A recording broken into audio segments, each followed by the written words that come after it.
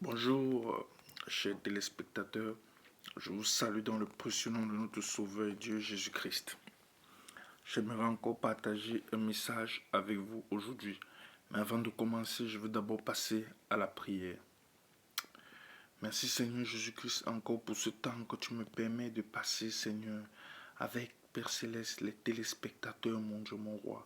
Je prie que ta puissance se manifeste, mon Dieu, mon roi, pendant ce message qui va être transmis, Père Céleste.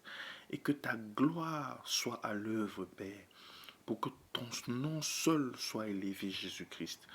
Au nom puissant du Dieu vivant, j'ai prié. Amen. Encore aujourd'hui, chers téléspectateurs, j'aimerais partager un message avec vous. J'ai intitulé mon message « Accepter Jésus-Christ dans ton cœur ».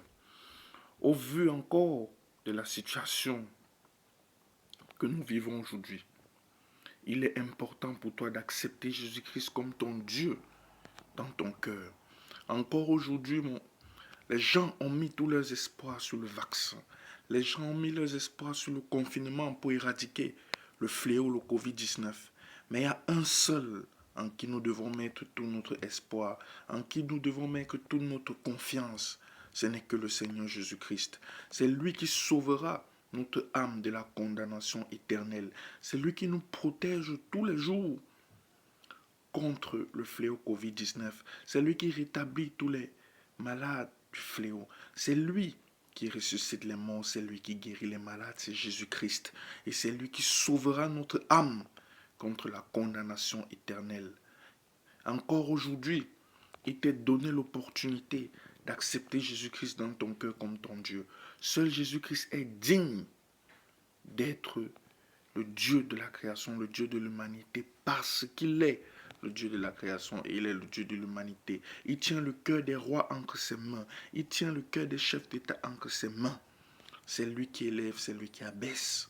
Et en toute chose, il faut que vous sachiez que c'est Jésus-Christ qui a le dernier mot en toute chose. Même l'ennemi Satan, le diable, c'est Jésus-Christ parce qu'il reconnaît que Jésus-Christ est le maître de l'univers et de la création.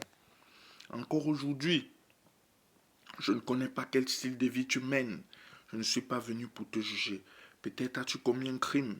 Peut-être as-tu porté un faux témoignage qui a porté préjudice à quelqu'un.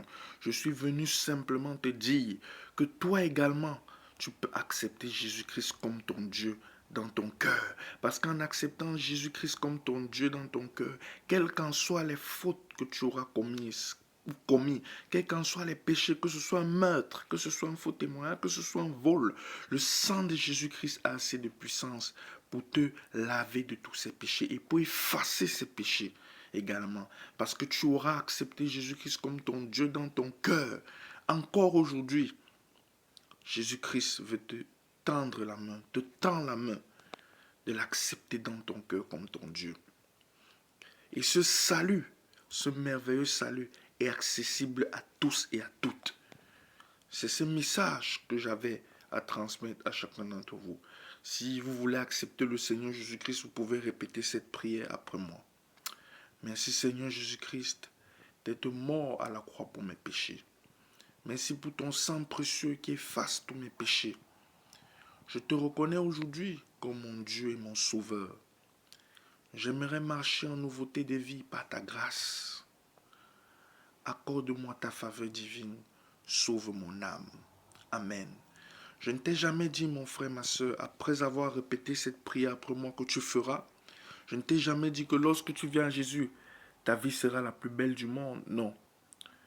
L'ennemi va souvent te combattre parce qu'est-ce qu'il combat? Il combat ton salut. Il va entraîner avec lui le maximum dans mon enfer. Mais lorsque tu viens au Seigneur Jésus-Christ, une seule chose t'est garantie, c'est le salut de ton âme. Encore aujourd'hui, regarde à ce Jésus-Christ. Que Dieu vous bénisse. Ciao.